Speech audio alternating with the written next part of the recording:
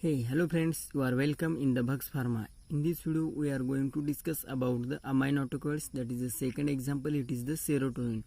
In my previous video, we are see about the introduction of the autocoils and difference between autocoils and endocrine hormones and all about the histamine mechanism of action and pharmacological action and also the drug acting on the histaminergic receptor.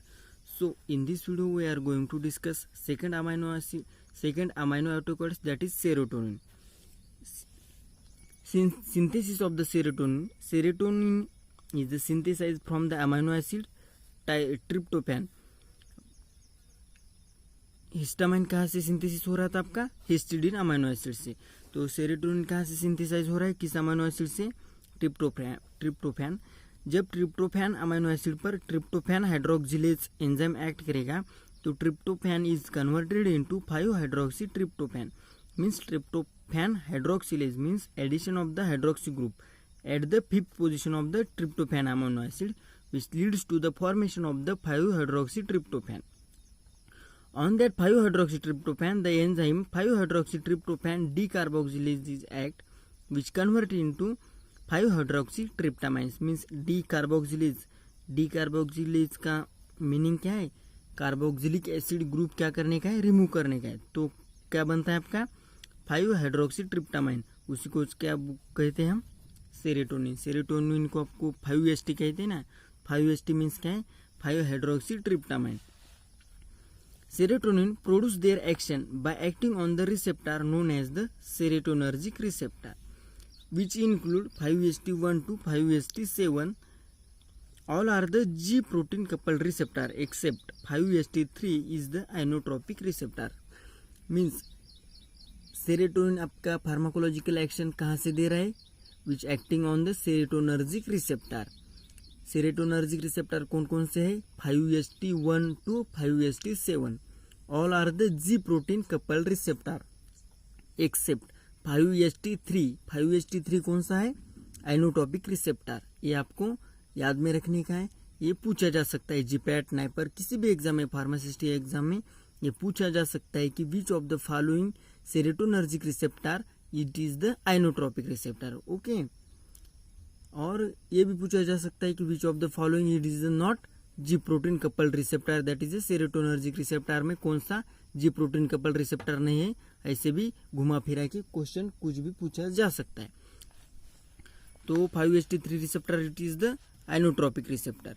Okay. तो हम जान लेंगे pharmacological action क्या है, serotonin की pharmacological action क्या है. As neurotransmitter in the CNS. Serotonin कहाँ वर्क करता है? As neurotransmitter in the CNS. आपके सेंट्रल नर्वस सिस्टम में एज ए न्यूरोट्रांसमीटर वर्क करता है. कौन? सेरोटोनिन वर्क करता है. आपके पैरासिम्पैथेटिक सिस्टम का न्यूरोट्रांसमीटर एसिटिलकोलिन, सिंपैथेटिक का नॉरएपिनेफ्रिन, एपिनेफ्रिन जैसे है ना, वैसे भी CNS का न्यूरोट्रांसमीटर कौन सा है? Serotonin. Serotonin it is responsible for mood, for controlling mood, sleep, behaviour, appetite, memory and body temperature of the body. क्या क्या कंट्रोल करता है? Mood, sleep, behaviour, appetite, memory and temperature of the body. कौन से receptor से produce करता है? 5-HT1A. 5-HT1A receptor से क्या प्रोड्यूस करता है आपका सेरोटोनिन? माइल्ड सेडेशन प्रोड्यूस करता है 5-HT1 रिसेप्टर. ये हो गई पहली pharmacological action, first pharmacological action of the serotonin. Okay. Second pharmacological action of the serotonin is in the pathogenesis of the migraine. Migraine it is characterized by severe pain of the headache in any one of the side of the head due to dilation of the cerebral artery. Means जब cerebral vasodilation हो जाता है तो आपको क्या होता है? Only one side में हेडेक हो जाता है. जब आप किसी ट्रैवल करते हो ना, ट्रैवल या गाड़ी के खिड़की के पास बैठे होते हो तो कान में आपकी हवा जा के क्या होता है? सेरेब्रल वैसोडाइलेशन हो जाता है तो आपका माइग्रेन होने लगता है. आपको सर दर्द, एक बाजू में सर दर्द होता है. तो क्यों होता है? ये सेरेब्रल की वैसोडाइलेशन की वजह से क्या होता है? आपको माइग्रेन हो जाता है. Serotonin produce cerebral vasoconstriction and give relief from the migraine. Which is mediated through 5HT1B 1D receptor.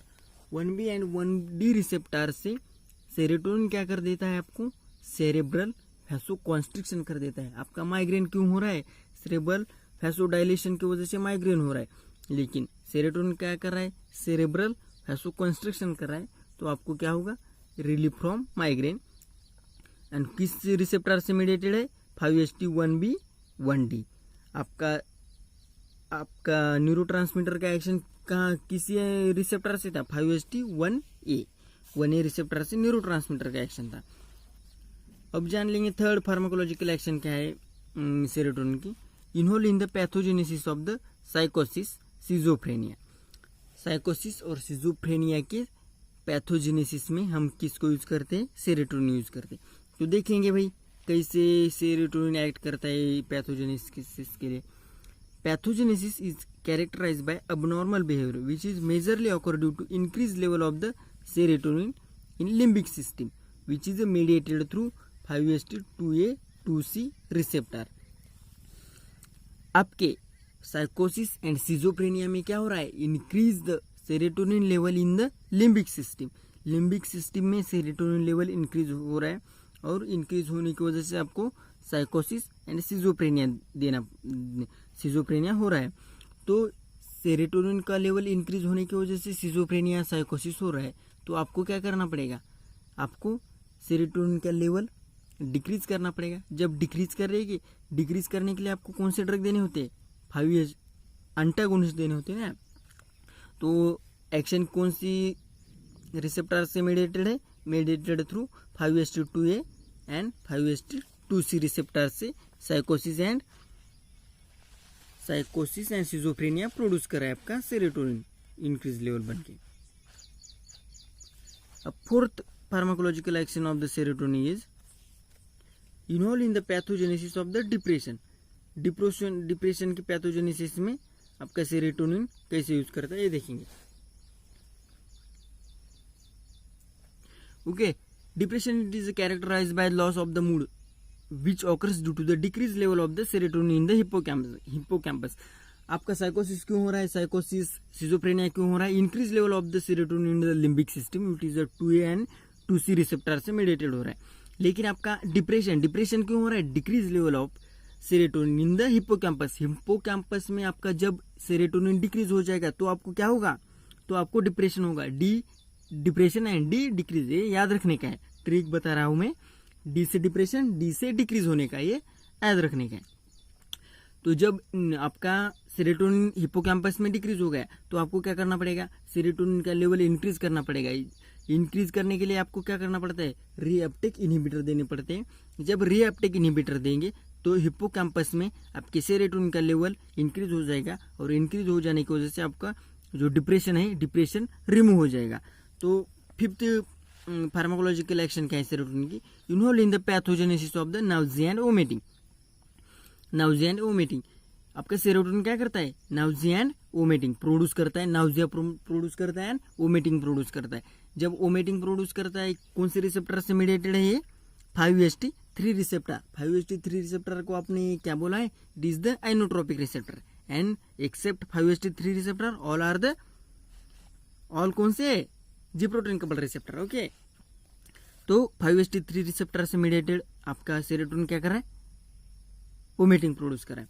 Also sixth pharmacological action is involve in the process of the हिमोस्टेसिस, means आपका सेरोटोनिन क्या कर रहा है, हिमोस्टेसिस के process में involvement है serotonin की। Okay, serotonin majorly causes platelet aggregation and also causes platelet release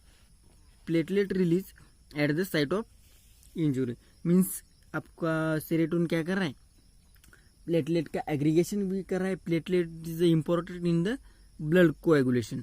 okay, platelet का एग्रीगेशन भी कर रहा है और प्लेटलेट का रिलीज कर रहा है। कहाँ रिलीज कर रहा है, जब जिस साइड पे इंजुरी हो गई उसी साइड पर प्लेटलेट का क्या कर रहा है, प्लेटलेट का रिलीज कर रहा है उसी साइड पर जहाँ इंजुरी हो गई। और सेवंथ लास्ट फार्माकोलॉजिकल एक्शन क्या है सेरोटोनिन की, gastric mortality, involve in the gastric mortality. Serotonin increase gastric mortality bye acting on the 5HT4 receptor. 5HT4 receptor पर एक्ट होकर क्या कर रहा है, गैस्ट्रिक मोटिलिटी इंक्रीज कराए। जब गैस्ट्रिक मोटिलिटी आपको कहाँ जरूरी होती है, जब किसी पेशेंट को वोमिटिंग हो गई है या किसी पेशेंट को कॉन्स्टिपेशन हो गया है। किसी कॉन्स्टिपेशन के लिए क्या करते हैं हम, गैस्ट्रिक मोटिलिटी इंक्रीज कर देते हैं और फीकस को इजीली आपके बॉडी से रिमूव आउट कर देते हैं। ये किस में हो, किसी रिसेप्टर से मीडिएटेड है, 5HT4 रिसेप्टर से मीडिएटेड है। ओके, आपने जान लिया कि फार्माकोलॉजिकल एक्शन क्या है। ये CNS में न्यूरोट्रांसमीटर है, पैथोजेनेसिस ऑफ माइग्रेन में पैथोजेनेसिस है, अल्सो पैथोजेनेसिस ऑफ साइकोसिस and schizophrenia, also in the depression, pathogenesis of nausea and vomiting, and process of the haemostasis and intestinal motility. आपने डिटेल में पढ़ लिया कि भाई फार्माकोलॉजिकल एक्शन आपके सेरोटोनिन के कहाँ कहाँ पर है और क्या क्या फार्माकोलॉजिकल एक्शन सेरोटोनिन दे रहा है। तो अब हम जान लेंगे कि भाई सेरोटोनिन ये फार्माकोलॉजिकल एक्शन दे रहा है, कोई अब नॉर्मल एक्शन है, कोई नॉर्मल एक्शन है, साइकोसिस है, डिप्रेशन हो रहा है, माइग्रेन हो रहा है, तो आपको ड्रग तो देने पड़ेगी ना। तो पहले हम जान लेंगे कि अगोनिस्ट कौन कौन से देंगे हम, सेरोटोनिनर्जिक agonist. 5HT1A agonist, example it is the buspirone, used as the anti-anxiety agent। तो याद करने के आपको 5HT1A रिसेप्टार से आपकी फार्माकोलॉजिकल एक्शन कौन सी मीडिएटेड हो रही है। 5HT1 रिसेप्टार से सेरोटोनिन क्या प्रोड्यूस कर रहा है, माइल्ड सेडेशन प्रोड्यूस कर रहा है, माइल्ड सेडेशन प्रोड्यूस कर रहा है। तो आप क्या देंगे, 5HT1 रिसेप्टार का अगोनिस्ट देंगे, जिसका एग्जाम्पल है बुस्पिरोन, and which is used as the anti-anxiety agents। Okay, समझ में आ रहा है, समझ में आ रहा है। ओके, चलो तो अगला अगोनिस्ट आपका 5HT1B1D agonist, sumatriptan, used as the anti migraine. 5HT1B 5HT1D receptor से आपका कौन सा एक्शन हो रहा था, आपका ए एक्शन हो रहा था कि माइग्रेशन हो रहा था, माइग्रेन हो रहा था। माइग्रेन में क्या हो रहा था, सेरेब्रल वैसोडाइलेशन की वजह से आपका माइग्रेन हो रहा था। आपका सेरोटोनिन क्या कर रहा है, सेरेब्रल वैसोकॉन्स्ट्रिक्शन कर रहा है। सेरेब्रल वैसोकॉन्स्ट्रिक्शन की वजह से क्या होगा, आपका माइग्रेन रिमूव हो जाएगा। तो 5HT4 आपको अगोनिस्ट देना पड़ेगा ना, अगोनिस्ट देंगे तो सेरोटोनिन एक्टिवेट हो जाएगा और serotonin 5HT1B and 1D receptor को एक्ट होकर वैसोकॉन्स्ट्रिक्शन का, सेरेब्रल वैसोकॉन्स्ट्रिक्शन का इफेक्ट देगा, तो एंटी माइग्रेन आपको इफेक्ट मिलेगा।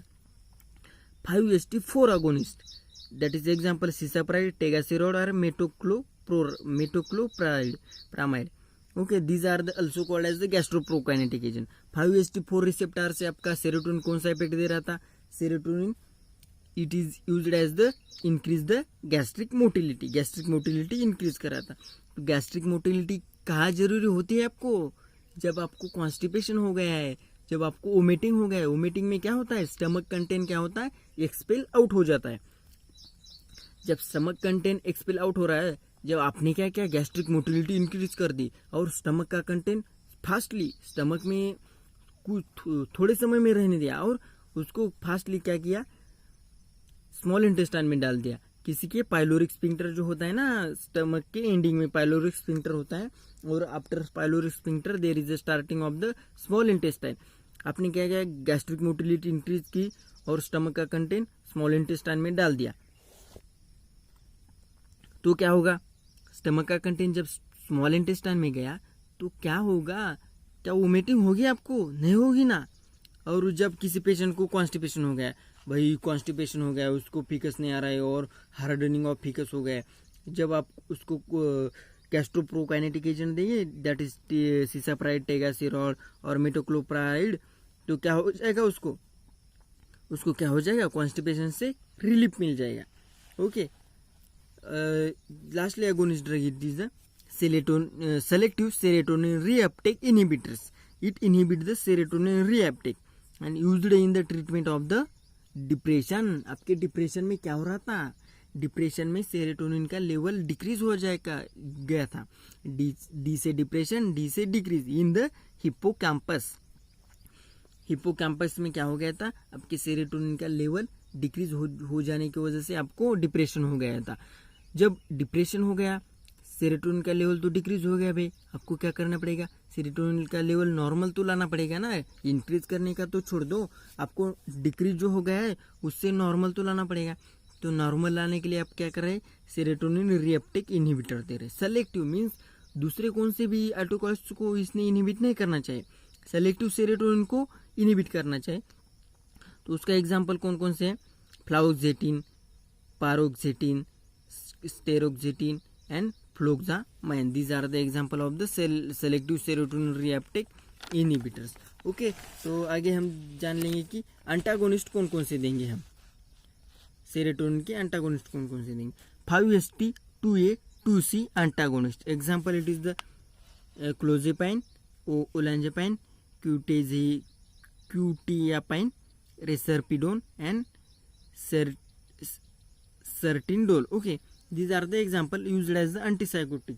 आपके साइकोसिस में क्या हो रहा था, साइकोसिस it is the characterised by abnormal behaviour due to, क्यों हो रहा था, increase the level of the serotonin in the limbic system. जब लिम्बिक सिस्टम में आपके सेरोटोनिन का लेवल इंक्रीज हो जाता है तो क्या होता है, साइकोसिस हो जाता है। तो सेरोटोनिन का लेवल इंक्रीज हो गया है, आपको क्या करना पड़ेगा, इंक्रीज से नॉर्मल लाना पड़ेगा। नॉर्मल लाने के लिए आपको क्या देना है, सेरोटोनिन के एंटागोनिस्ट। कौन से रिसेप्टर के, 2A एंड 2C। कौन से रिसेप्टर से आपको साइकोसिस हो रहा था, 2A एंड 2C। तो आपके ये clozapine, olanzapine, these are the antipsychotic drug आप देंगे। ओके, तो आपको साइकोसिस से रिलीफ मिल जाए। अगला आपका एंटागोनिस्ट है 5-HT 3 receptor antagonist, example are the ondansetron, granisetron. These are the use as the anti emetics. आपका सेरोटोनिन क्या कर रहा था, 5-HT 3 receptor that is ionotropic receptor पे एक्ट होके वोमिटिंग प्रोड्यूस कर रहा था। तो आपको उसका एंटागोनिस्ट देने का है और उस वोमिटिंग स्टॉप करने के। तो चलो रिवाइज करेंगे एक बार। सेरोटोनिन में क्या क्या पढ़ लिया हमने आज। Serotonin it is the amine autacoids which is derived from the amino acid that is a tryptophan. Firstly, tryptophan hydroxylase enzyme act on the tryptophan, is converted into the 5-hydroxytryptamine, and on the 5-hydroxytryptamine act enzyme 5-hydroxytryptamine decarboxylase, which convert 5-hydroxytryptophan into 5-hydroxytryptamine. 5-hydroxytryptamine या 5-HT is called as the serotonin. Serotonin produce the action by acting on the 5-HT1 to 5-HT7 receptor. These are the all GPCR receptor, that is G protein coupled receptor, and that is the 5-HT3 receptor, it is the exception, which is the inotropic receptor. Okay, हमने pharmacological action देखे, that is neurotransmitter in the CNS से sedation produce कर देता है। 5-HT1 receptor से migration के prophylaxis में होता है। जब सेरोटोनिन का लेवल इंक्रीज हो गया तो आपको साइकोसिस हो जाती है, जब डिक्रीज हो गया तो डिप्रेशन हो जाती है। Also involve in the synthesis of the nausea and vomiting through 5-HT3 receptor, and haemostasis में इन्वॉल्व है, और गैस्ट्रिक मोटिलिटी भी इंक्रीज कर देता है। तो हमने ड्रग देखिए, ड्रग कौन कौन से, anti anxiety, anti migraine, antiemetics and drug for constipation, also for the anti साइकोसिस and anti depression drug and antiemetic use होता है आपके सेरोटोनिन का। So friends, it is all about the serotonin. आप हमारा अगला वीडियो होगा, आपने आज क्या कंप्लीट कर दिया है, अमाइनो ऑटोकॉल्स कंप्लीट कर दिया है, तो हमारा अगला वीडियो होगा lipid derived autacoids, that is the prostaglandins और eicosanoids, it contain the 20 carbon atom. तो हमारे साथ जुड़े रहिए और जीपैट को क्रैक करने में मदद करिए, और जीपैट आप जरूर क्रैक कर दोगे, तो हमारे साथ जुड़े रहो। तो thanks for watching this video, please subscribe to my channel.